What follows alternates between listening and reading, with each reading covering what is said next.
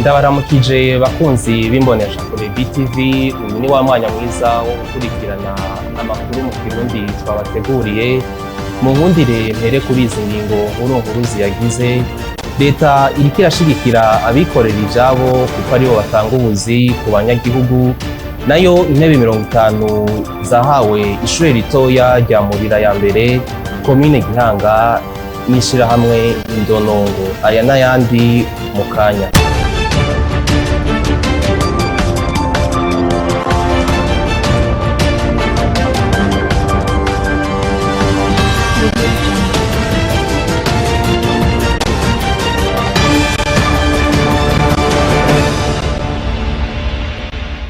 Ndasubiye kubaramutsa idonido mu makuru twabateguriye. Leta iriko irashigikira abikorera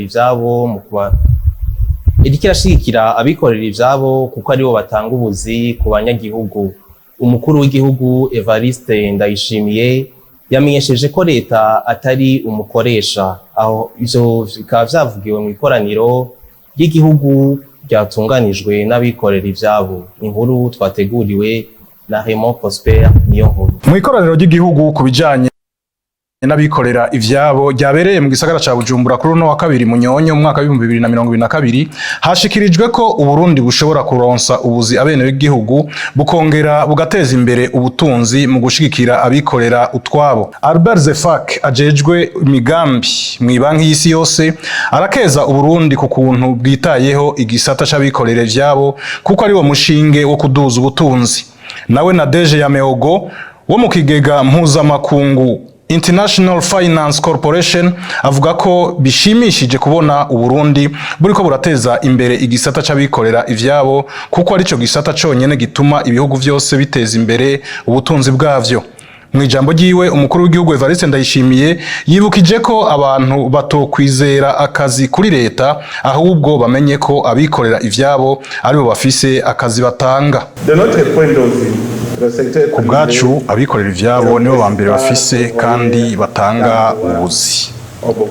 Leta si umukoresha, intwaro si umukoresha. Leta ijejwe gutunganya, gushira ku murongo imigambi, hanyuma abakoresha, abatanga akazi n'abikorera ivyabo. Ndazi yuko hari habo byababaje amagara asumba amajana.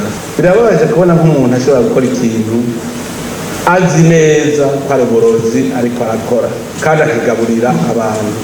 Baranterefonye baranyandikiye ngo murumva bakazi karahagaze, nkamubaza ko kazi ofise ko bavuga ngo nta mwuga udakiza kiretse wo kuroga. None umwuga wo kuroga yuko wamukijije, hanyuma abo twasanze atari uburozi tubereke neza ingene babikora ku neza ya twese. Umukuru w'igihugu arababazwa n'amashirahamwe y'abigenga aheruka kugagwa, ayo nayo ngo nuko atisunze amabwirizwa y'isuku n'ibindi. Evariste Ndayishimiye akaba yamenyesheje ko ikoraniro ku rwego rw'igihugu kubijanye n'abikorera ivyabo rizokwama riba buri mwaka rikazokwitwa Umuzinga Day. Intebe zishika kuri 50 nizo zahawe ishure ritoya rya Murira ya mbere komine Gihanga mu ntara ya Bubanza. Eliane Ninahazwe arongoye ishirahamwe Indonongo akaba yamenyesheje ko umwana wese afise uburenganzira bwo kwiga yicaye neza.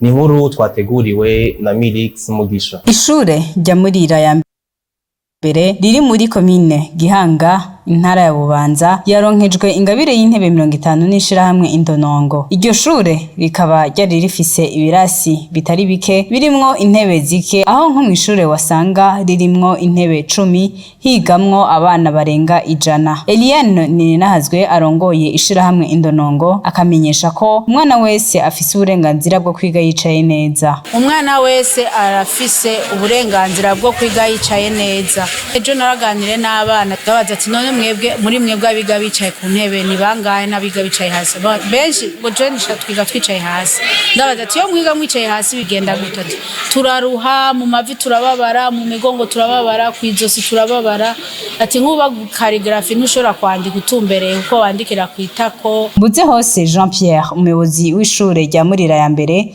akamenyesha ko abanyeshure biga bicaye hasi bagera ku 300. Abanyeshure biga bicaye hasi baba 300 ko abana biga mu gatondo n'abandi biga ku mugoroba mba n'abashize hamwe.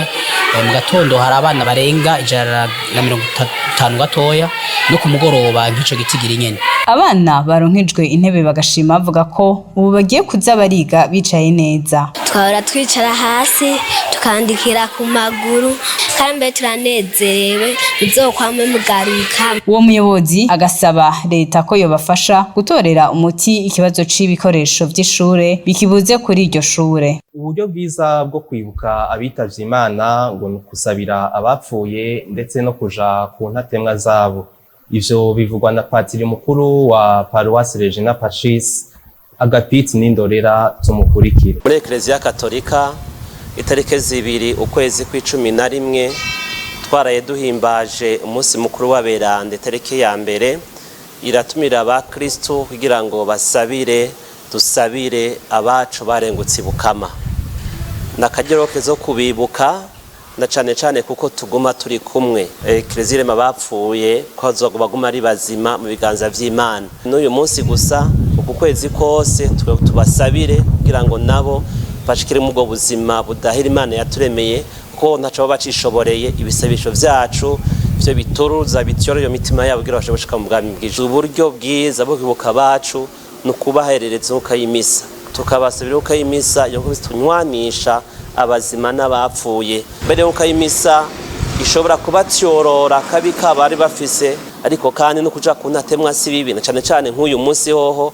baradusaba yuko ababishoboye abakristo bagenda kubisabisha ku ntatemwa naho badashaka ku ntatemwa y'uwabo aho hose ahambwa bacu kugira ngo tusenge tubasabire kandi araho inema indulgensia zijanye n'uwo muntu yagize urugendo igire igisabisho ahashinguwa bacu basabire ko natwe umunsi uri izina tushikira dusanga yemeza nabo no kubaremesha kandi no kwizigira kuko Kristo yatsinze urupfu niko yadutsindiye kuri twebwe urupfu nova rubikiraro kidushikana mu buzima budahera ariko natwe Imana idufashe twame twiteguye tuzogira iherezo ryiza. Abanyagihugu biyunguruza mu mabus basaba kwitura ubutungane mu gihe badafashwe neza ndetse hari n'igihe badashikanwa ku bituro vy'amabisi aho bategerezwa gushikanwa. Iyo ni nkuru twateguriwe na Peniera Kazemwana. Abanyagihugu biyunguruza mu mabisi barahura n'ibibazo bitandukanye mu gihe abakoresha iyo miduga yunguruza abantu babasiga mu nzira ntibabashikane aho bategerezwa kubasiga bakavuga ko bwije batohashika. Ingorane ikaguruka ko abenegihugu baca basubira kuriha ayandi mafaranga kugira bashike aho bategerezwa gushika.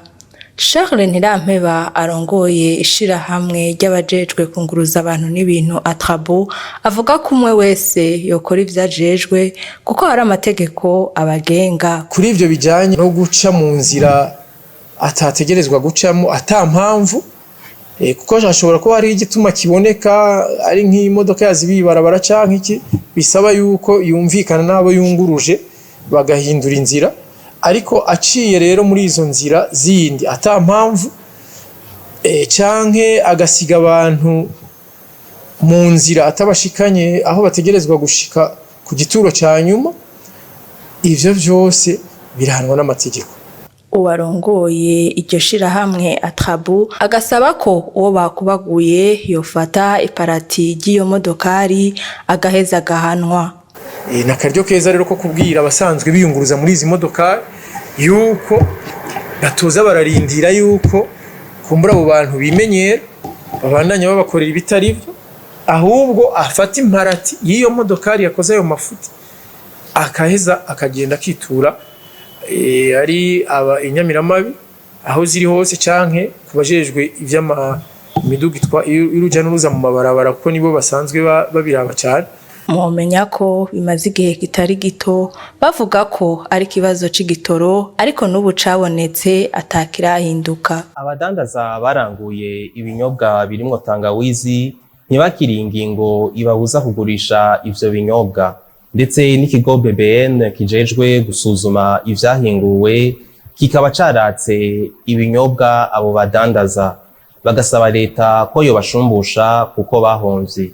Inkuru ya Ange Negrita irakoze. Igikorwa co guhagarika idandazwa ry'ibinyobwa Raha Tangawizi, Akanovera Tangawizi hamwe na Dawa Tangawizi ntivyakiriwe neza n'abadandaza bari babiranguye kuko batategujwe nk'uko twavyiganiwe n'uyu mudandaza, bagasaba leta ko boshumbushwa. Twebwe hari ico dusaba nk'abadandaza, nuko leta ko yemereye abo bantu ko bakora bagakora ibintu bitemewe n'amategeko, bakabikora igihe kirekire bababona, kandi bagakora quantité nini cyane ikwira mu gihugu cyose, nuko leta nyene niwe muvyeyi wa twese yo twendaminiza twebwe abadandaza. Uwo mudandaza akavuga ko habaye uruhombo rwinshi kuko basavye amadeni kugira abadandaze harimwo ivyo binyobwa. Narangura quantité niniya akoresha ligne de crédit, baciye baza barabiterura barabitwara. Abantu naranguza ko bumva ntibaje kubirangura ngo babitware, nanje mpeze ngo ayo mafaranga ndayaterure cindi yajana ndasubize kuri konti kugira ama intérêt agabanuke. Ubu banki muzoza mwumva yamfashe imfunge itwara utwanje kubera ingingo ije itampumuriza kandi atari jewe nabiteye, kuko amabanki nayo ariko arahagarika kutwaka inyungu y'ayo madeni twasavye. Ico gikorwa co guhagarika ivyo binyobwa no kubikura aho hose bidandarizwa kikaba cakozwe n'ikigo BBN kijejwe gusuzuma ivyahinguwe kwigenekerezo rya 28 Gitugutu. Ni kuri ino nkuru turangirije ko amakuru twabateguririye.